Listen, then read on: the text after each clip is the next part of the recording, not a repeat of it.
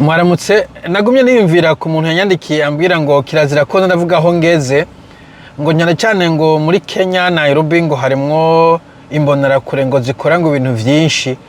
burya koko i Nairobi harimo imbonerakure zishobora kugira umuntu nabi like how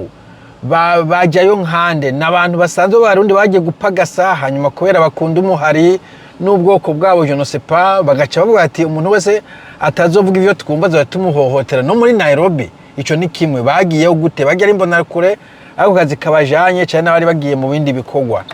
ica kabiri bafise ububasha ubuwe bwo gukorera abandi bantu nabi bo sinumva ikintu umuntu w'umusivile yumva ko yohohotera abandi bantu ba civile izo nkomezi bo bumva ko bazivana hehe ica gatatu eske barahembwa barabihemberwa nkuko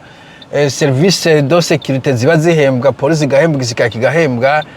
canke n'abantu bashaka kubahembwa ubukozi bw'ikibi bahembwa na leta yihe leta ikura he budget yukurunka abantu hanze badafise na budget yukurunka abantu bava mu Kamenge baje mu gisagara gukora akazi leta ya CNDD iyo budget yukurunka abantu kwica abandi bo babayikuye hehe je ne sais pas je personnellement naza ko ari abantu fa kuvuga ku muntu watabubasha donwire bafise ngira ngo mumbwira naze ko umuntu yoba yariciwe mu Buganda je ne sais pas est-ce que nivyo koko imbonerakure muri region muri East African Community baba bariko barasirikira bakora ikibi niba bariko bakora ivyo bintu bumva ivyo ntibizobageza hehe bizoberera koma je sinumva umuntu yiha mission